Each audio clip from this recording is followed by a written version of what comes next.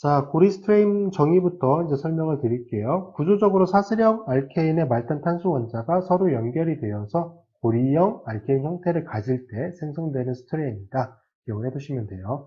자, 통상적으로 사슬형 알케인의 스트레인 값보다 고리형 알케인의 스트레인 값이 더 큽니다. 고리스트레인은 크게 결합각 스트레인, 비틀림 스트레인, 입체 스트레인 이 세 가지의 합으로 정해지고요. 자, 사이클로 알케인 분자는 굉장히 특이적인 3차원 모양을 가지고 있어요. 그 이유가 뭐냐? 바로 이 고리스트레인 값을 최소화시키기 위해서 분자들이 약간 뒤틀린다거나 아니면 형태를 좀 변형시키면서 굉장히 특이적인 모양을 가지게 됩니다. 자, 그럼 이제 고리스트레인은 세 가지 스트레인의 합이라고 말씀드렸잖아요. 각각의 이제 스트레인을 설명드리도록 하겠습니다. 첫 번째 결합각 스트레인. 자, 일반적인 sp3 혼성 탄소 원자의 결합각, 그 탄소 원자를 기준으로 다른 원자들과 이루는 결합 각도가 109.5도예요. 그런데 이게 고리 형태에서는 109.5도에서 변화가 일어나게 됩니다. 그래서 그 변화로 인해서 생성되는 스트레인은 우리가 결합각 스트레인이라고 얘기를 하고요. 109.5도에서 변화되는 각도가 클수록 그 스트레인 값이 더 커지게 됩니다. 자, 그리고 사이클로 알케인에서 결합각 스트레인이 존재하지 않는 분자가 딱 하나 있어요. 뭐냐? 사이클로 헥세인이에요. 사이클로 헥세인은 그 탄소 원자를 기준으로 주변 원자들과 이루는 결합 각도가 109.5도입니다. 그래서 사이클로 헥세인만큼은 결합각 스트레인이 존재하지 않는다. 그 점까지 좀 기억을 해두시면 될 것 같고요. 자, 고리가 작을수록 스트레인 값이 커진다? 왜 그러겠습니까? 109.5도에서 변화되는 각도가 더 커지겠죠. 고리가 작아지면. 그래서 당연히 스트레인 값은 커지게 되고요. 자, 비틀림 스트레인. 요거는 알케인에서의 비틀림 스트레인과 같은 거예요. 인접한 탄소 원자가 가지게 되는 이제 결합들. 그 결합의 가리움으로 인해서 생성되는 스트레인이다. 그게 비틀림 스트레인이고요. 자, 마지막으로 이제 입체 스트레인인데, 입체 스트레인은 치환기가 존재하는 사이클로 알케인 화합물에서만 관찰이 됩니다. 즉, 치환기가 존재하지 않는 사이클로, 펜테인, 부테인 이런 화합물에서는 입체 스트레인은 존재하지 않아요. 입체 스트레인은 원자들이 가깝게 존재함으로 인해서 그게 부딪힘으로 인해서 생성되는 스트레인이잖아요. 그래서 치환기가 존재하는 경우에만 관찰이 되고요. 사이클로 알케인에서 관찰되는 가장 대표적인 입체 스트레인이 1,3 위축 방향 상호작용입니다. 요거 꼭 기억해 두셔야 돼요. 문제로 많이 물어봅니다. 자, 요거를 이용해서 이제 에너지 계산하는 것들이 많이 물어보기 때문에 1,3 위축 방향 상호작용이 어떤 개념인지 뒤쪽에 당연히 설명을 다시 드릴 거예요. 이런 용어가 있구나 라고 하는 거는 반드시 알아두셔야 되고요.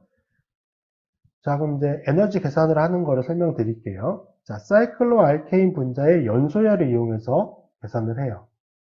사이클로 알케인 분자의 연소열. 연소열은 무엇이냐면, 우리가 측정하고자 하는 이제 사이클로 알케인을 충분한 산소가 공급되는 조건 하에서 연소를 시킵니다. 그러면 그때 이제 열 에너지를 방출하게 되는데, 그때 방출하는 열 에너지의 크기를 우리가 연소열이라고 얘기를 합니다. 자, 그럼 계산을 어떻게 하느냐?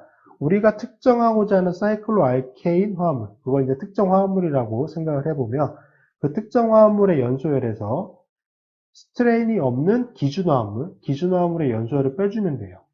자, 그러면 그 값이 무엇이냐? 우리가 측정하고자 하는 사이클로 알케인 화합물이 가지고 있는 스트레인 값이라고 생각을 하시면 돼요. 그래서 그 에너지 차이는 스트레인으로 인해서 분자가 가지게 되는 여분의 에너지량이다. 그렇게 기억을 해두시면 됩니다.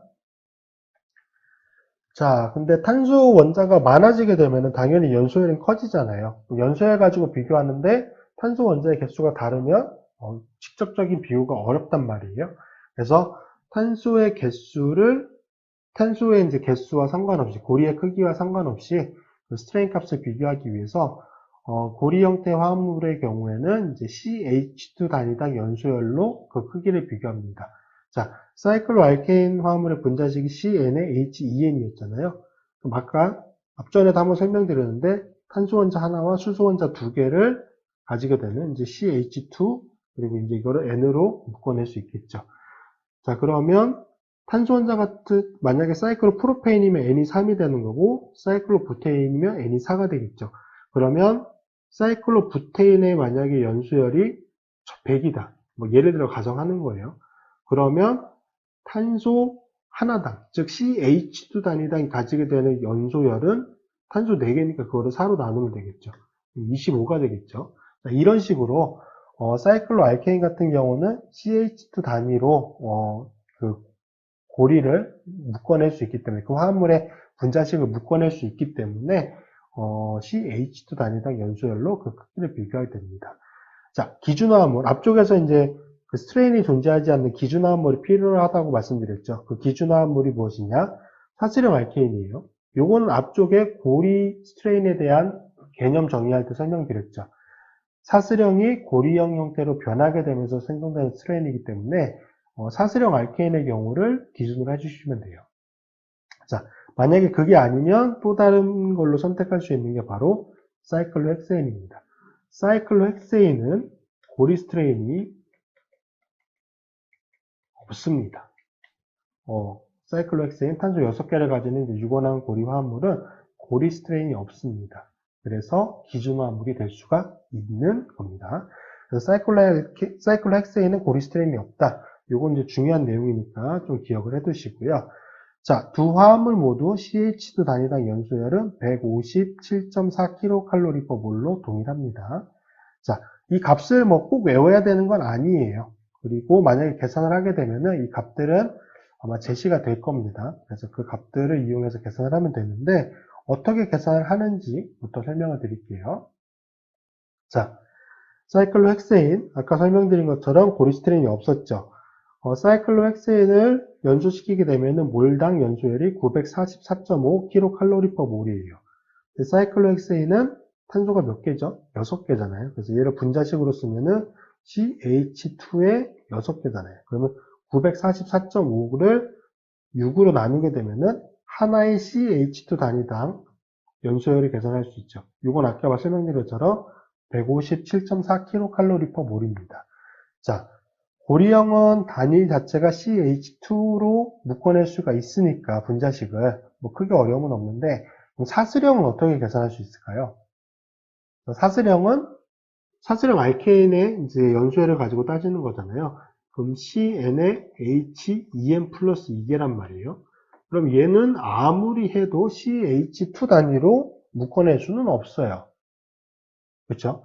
얘는 어떻게 하냐면 이렇게 계산을 하시는 거예요. 만약에 n이 1인 경우 n이 1이면은 CH4죠. n이 2면 C2에 H6이 되죠. n이 3이면은 C3에 H8이 되죠. 자, 이 분자식을 보시면 대충 어떻게 계산할지 좀 떠오르시나요? 자, n이 1인 것과 2인 거를 비교해보면 n이 2인 것에서 1인 것을 빼주시면 돼요. 즉, n이 2인 상태, 즉 요거는 에테인이겠죠. 얘는 메테인이겠죠. 자, 에테인의 연소열에서 메테인의 연소열을 빼주시면 돼요. 그러면 분자식으로 따져보면은 C2H6에서 CH4를 빼는 거잖아요. 그럼 뭐만 남죠? 탄소 하나 남고요. 탄소 6개에서 탄소 2개 뺐으니까 H2가 되죠. 여기도 똑같아요. 여기도 탄소 3개에서 탄소 2개를 뺀 거니까 탄소 하나 남죠. 수소 6개에서 8개에서 6개를 뺐어요. 그럼 수소 2개 남죠. 그래서 요것들의 평균 값이에요. 단위 하나가 높은 것에서 단위 하나가 낮은 이제 그 알케인의 연소열을 빼준 거, 그 값들을 평균을 내면은 얘도 몇이다? CH2 단위당 연소열이 157.4kcal/몰이 된다. 요걸 이용해서 계산을 하면 되는 거고요. 자, 그러면 이제 각각의 고리 형태의 이제 스트레인 값을 어떻게 계산하는지 설명을 드릴게요. 자, 사이클로프로페인. 얘는 CH2에 N이 3이죠. 자, 이거의 연소열을 계산했더니 499.8kcal/몰이래요.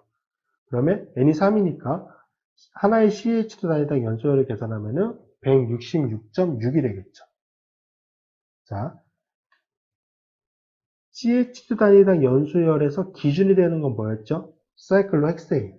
몇이었어요? 157.4kcal/몰이었어요. 그러면 사이클로프로페인의 CH 단위당 연소율 166.6에서 157.4를 빼면은 CH2 하나의 단위당 생성되는 고리스트레인이 계산이 되는 거예요. 그게 몇이에요? 9.2kcal/몰입니다. 자, 근데 사이클로프로페인은 탄소가 총 몇 개인 거죠? 3개인 거잖아요.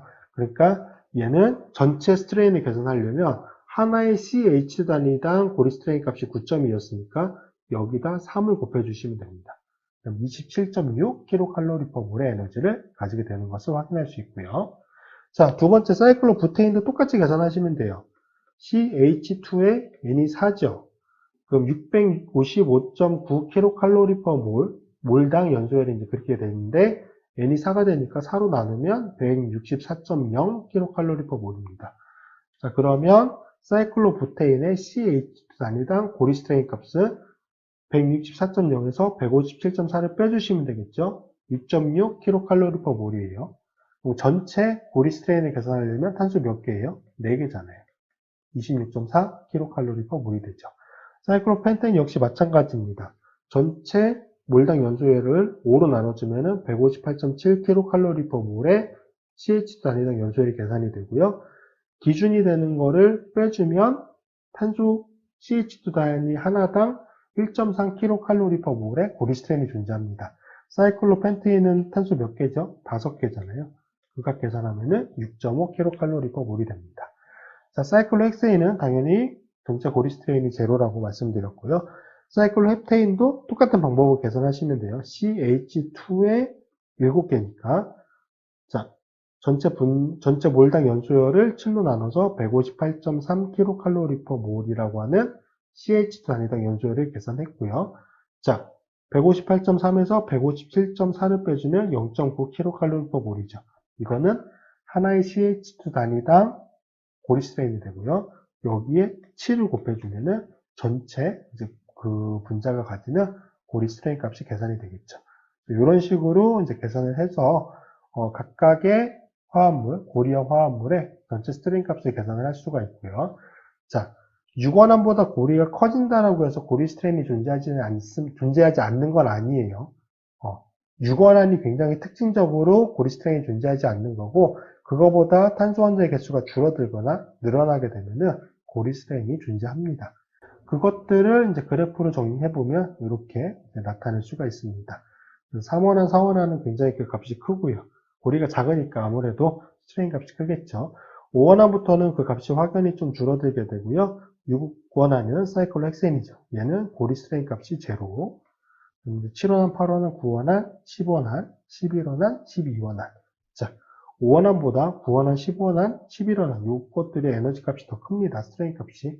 그래서 이 패턴은 정확한 값을 알아두실 필요는 없어요. 대략적인 패턴이 어떻게 되는지 그 점만 충분히 기억을 해두시면 될 것 같습니다.